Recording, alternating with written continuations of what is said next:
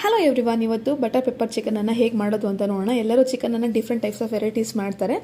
ನಾನು ಇಲ್ಲಿ ಈಸಿಯಾಗಿ ಕ್ವಿಕ್ ಆಗಿರಬೇಕು, ಬಟ್ ಟೇಸ್ಟ್ ತುಂಬ ಚೆನ್ನಾಗಿರಬೇಕು. ಆ ರೀತಿ ಹೇಗೆ ಮಾಡೋದು ಅಂತ ನೋಡೋಣ. ಜಸ್ಟ್ ಪೆಪ್ಪರು, ಜೀರಾ, ಸೋಂಪು, ಚಕ್ಕೆ, ಲವಂಗನ ಡ್ರೈ ರೋಸ್ಟ್ ಮಾಡಿಕೊಂಡು ಒಂದು ಕುಟಾಣಿಗೆ ಸೇರಿಸ್ಕೊಳ್ಳಿ. ಆನಂತರ ಬಟರನ್ನು ತೊಗೊಂಡು ಅದಕ್ಕೆ ನಾವು ಸಣ್ಣದಾಗಿ ಕಟ್ ಮಾಡಿರ್ತಕ್ಕಂತಹ ಬೆಳ್ಳುಳ್ಳಿ, ಶುಂಠಿ, ಹಸಿಮೆಣಸಿನ್ಕಾಯಿ, ಬಾಡಿಗೆ ಮೆಣಸಿನ್ಕಾಯಿನ ಸೇರಿಸ್ಕೊಂಡು ಚೆನ್ನಾಗಿ ಫ್ರೈ ಮಾಡ್ಕೊಬೇಕು. ಇದಕ್ಕೆ ಮತ್ತೆ ಈರುಳ್ಳಿ, ಕರಿಬೇವಿನ ಸೊಪ್ಪನ್ನು ಸೇರಿಸ್ಕೊಂಡು ಅದಕ್ಕೆ ಸ್ವಲ್ಪ ಅರಿಶಿನ ಮತ್ತು ರುಚಿಗೆ ತಕ್ಕಷ್ಟು ಉಪ್ಪನ್ನು ಸೇರಿಸ್ಕೊಂಡು ಚೆನ್ನಾಗಿ ಫ್ರೈ ಮಾಡಿಕೊಂಡು ಈಗ ನಾವು ಚಿಕನನ್ನು ಸೇರಿಸ್ಕೊಬೇಕು. ಚಿಕನನ್ನು ಚೆನ್ನಾಗಿ ನಾವು ಬೇಯಿಸ್ಕೊಬೇಕು. ಈಗಲೇ ಅದರಲ್ಲಿರ್ತಕ್ಕಂಥ ಹಸಿ ವಾಸನೆ ಎಲ್ಲ ಹೋಗಿ ನೀರು ಬಿಟ್ಕೊಂಡು ಅದು ಚಿಕನ್ನ ಚೆನ್ನಾಗಿ ಬೇಯಬೇಕು. ಲಿಡ್ನ ಕ್ಲೋಸ್ ಮಾಡಿ ಮಿನಿಮಮ್ ಒಂದು 10 ಮಿನಿಟ್ಸು ಮೀಡಿಯಮ್ ಫ್ಲೇಮಲ್ಲಿ ಚೆನ್ನಾಗಿ ಕುಕ್ ಮಾಡ್ಕೊಳ್ಳಿ.